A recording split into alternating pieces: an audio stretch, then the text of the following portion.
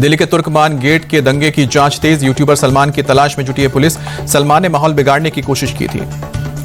Social media पर सलमान ने डाले थे भड़काऊ वीडियो। व्हाट्सएप ग्रुप के जरिए भीड़ को जमा किया था। दिल्ली के तुर्कमान गेट पत्थरबाजी के मामले में पुलिस ने 30 लोगों को आइडेंटिफाई भी किया। हिरासत में लेने के लिए पुलिस टीम कर रही है छापेमारी। तुर्कमान गेट पर बवाल के नए वीडियो आए सामने। एक वीडियो से 10 पत्थरबाजों की पहचान हुई है। वीडियो में पुलिस पर पथराव करते नजर आ रहे हैं पत्थरबाज। 400 से ज्यादा ऐसे वीडियो की जांच कर रही है पुलिस।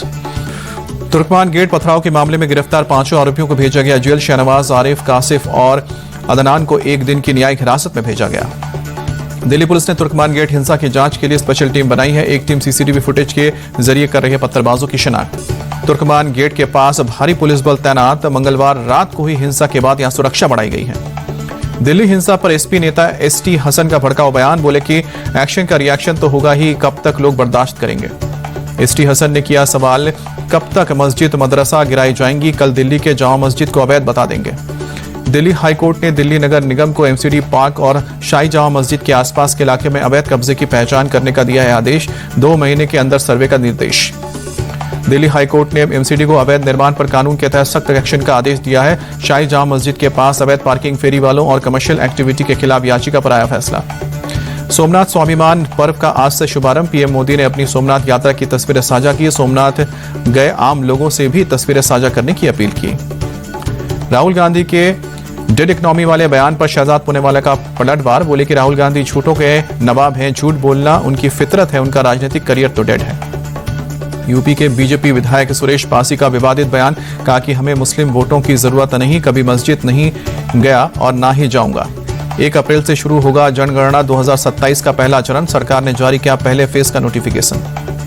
जनगणना के पहले फेज में तैयार की जाएगी घरों की लिस्ट। 30 सितंबर तक चलेगी लिस्टिंग की प्रक्रिया। जम्मू कश्मीर के कठुआ में आतंकियों से मुठभेड़। सुरक्षा बलों ने इलाके की घेराबंदी की। सर्च ऑपरेशन जारी।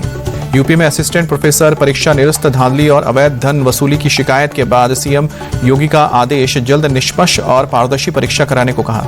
असिस्टेंट प्रोफेसर की भर्ती परीक्षा में गड़बड़ी की जांच कर रही है एसटीएफ ने एक गिरोह का पर्दाफाश किया। महबूब अली, बैजनाथ पाल और विनय पाल को गिरफ्तार किया।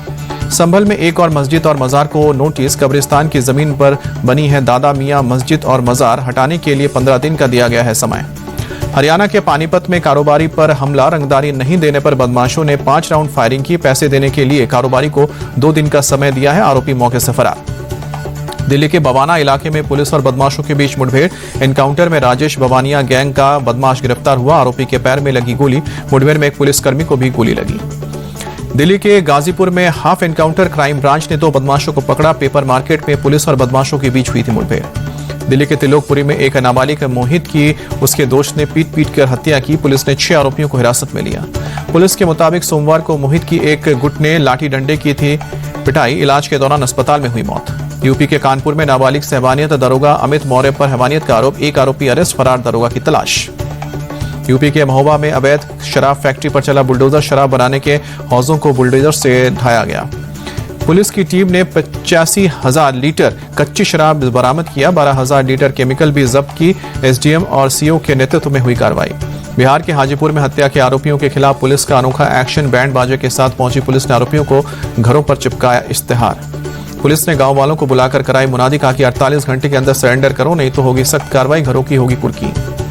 हरियाणा के रंगारेड्डी में बड़ा सड़क हादसा। एसयूवी कार के पेड़ से टकराने से ICFAI कॉलेज के 4 छात्रों की जान गई। पश्चिम बंगाल के नादिया में NH12 पर बसों की आमने सामने टक्कर। हादसे में 3 लोगों की मौत, 6 लोग घायल हुए। एमपी के उज्जैन में नागदा रोड पर टोल बूथ पर चाकूबाजी। टोल कर्मचारी की 3-4 लड़कों ने जमकर पिटाई की। दूसरी लेन से निकालने के लिए कहने पर लड़कों ने किया मारपीट। उज्जैन के महाकाल मंदिर में हुई विशेष भस्म आरती। बड़ी संख्या में श्रद्धालु हुए शामिल। मंदिर में गूंजे जय श्री महाकाल के नारे। दिल्ली के ITO इलाके में खराब श्रेणी में पहुंचा प्रदूषण का स्तर। एयर क्वालिटी इंडेक्स 270 दर्ज हुआ है। इलाके में स्मॉग की परत छाई है। घने कोहरे के कारण घंटों लेट दिल्ली पहुंच रही है ट्रेनें। दिल्ली से खुलने वाली कई ट्रेनें भी लेट। दिल्ली में कोहरे के कारण कई उड़ानें भी लेट हुई। उड़ानों के लेट होने से एयरपोर्ट पर इंतजार करते दिखे यात्री। मुंबई शहर के कई हिस्सों में स्मॉग की मोटी परत छाई। वडाला इलाके में धुंध की सफेद चादर में छिपी ऊंची ऊंची इमारतें। एमपी के ग्वालियर में ठंड और कोहरे की डबल मार। शहर के कई हिस्सों में छाया घना कोहरा। ठंड से बचाव के लिए लोग अलाव का सहारा ले रहे हैं। यूपी के मुरादाबाद में शीतलहर के साथ घना कोहरा, विजिबिलिटी कम होने से ट्रेनों की रफ्तार पर ब्रेक लगा। घने कोहरे की चपेट में कृष्णनगरी मथुरा शहर के कई हिस्सों में धुंध की मोटी परत छाई, विजिबिलिटी हुई बेहद कम, गाड़ियों की रफ्तार पर ब्रेक लगा। आगरा में भी शीतलहर और कोहरे का डबल अटैक, सुबह में कोहरे में गुम हुआ ताजमहल। तापमान में तेजी से गिरावट होने से लखनऊ में ठंड बढ़ी, ठंड से बचने के लिए अलाव का सहारा ले रहे हैं लोग। कानपुर में तापमान में तेजी से गिरावट के कारण ठंड बढ़ी, ठंड से बचने के लिए अलाव का सहारा लेते दिखे लोग।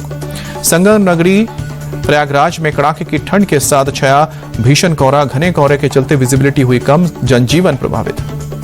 अयोध्या में आज कोहरे से राहत, लेकिन शीतलहर जारी, हार्ट कपाने वाली ठंड से लोग परेशान। हरिद्वार में सुबह छाया कोहरा, तापमान में तेजी से गिरावट होने से ठंड बढ़ी। जयपुर में शीतलहर के साथ घने कोहरे का कहर, भीषण कोहरे से विजिबिलिटी हुई बेहद कम, जनजीवन प्रभावित, सड़कों पर गाड़ियों की रफ्तार पर ब्रेक लगा।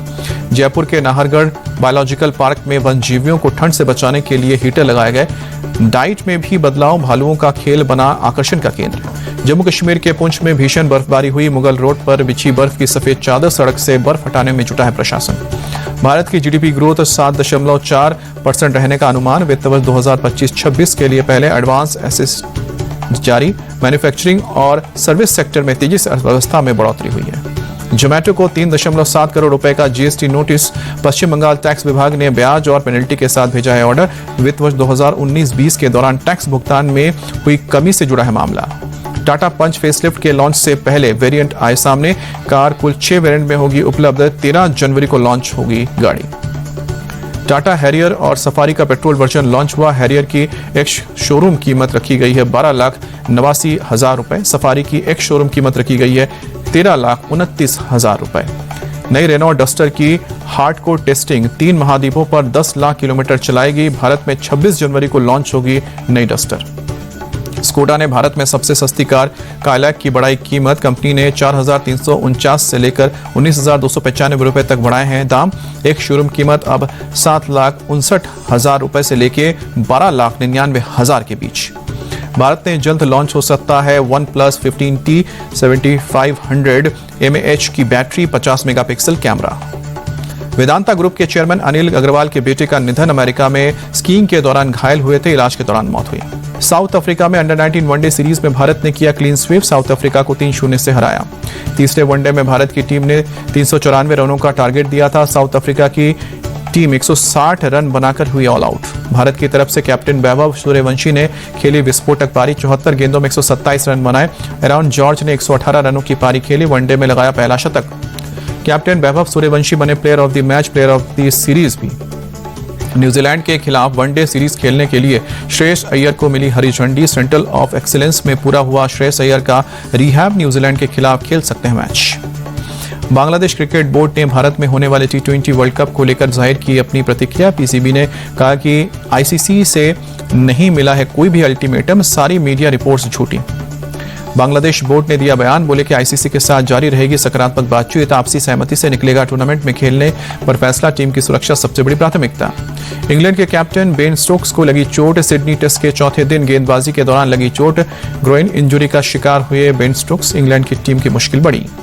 इंग्लैंड की टीम के युवा ऑलराउंडर जैकब बेथेल ने रचा इतिहास, साल 2026 के बाद एशेज में शतक लगाने वाले सबसे युवा खिलाड़ी बने, 22 साल की उम्र में सिडनी टेस्ट में जोड़ा शतक। T20 वर्ल्ड कप के लिए न्यूजीलैंड क्रिकेट ने की 15 सदस्य टीम की घोषणा, मिचेल सेंटर को बनाया कैप्टन, तेज गेंदबाजी, लॉकी फर्गूसन और मैट हेनरी को टीम में चुना गया। दाम्बुला में पहले T20 में पाकिस्तान ने श्रीलंका को 8 विकेट से शिकस्त दी, 3 मैचों की सीरीज में 1-0 से आगे। श्रीलंका ने पहले खेलते हुए 129 रनों का दिया था टारगेट, पाकिस्तान की टीम ने 17वें ओवर में 4 विकेट खोकर जीत लिया मैच। बिग बैश लीग में मेलबर्न रेनगेट्स की जीत, पर्थ स्कॉचर्स को 4 विकेट से हराया, ओलिवर पीके ने आखिरी बॉल पर छक्का लगाकर दिलाई जीत। भारतीय बैडमिंटन खिलाड़ी पीवी सिंधु की 2 महीने बाद जीत से वापसी, मलेशिया ओपन में चीनी ताइपे की खिलाड़ी को दी शिकस्त। पुरुष डबल्स में सात्विक साईराज और चिराग शेट्टी की भारतीय जोड़ी ने दर्ज की जीत, चीनी ताइपे की जोड़ी को 35 मिनट के लिए खेल में शिकस्त दी।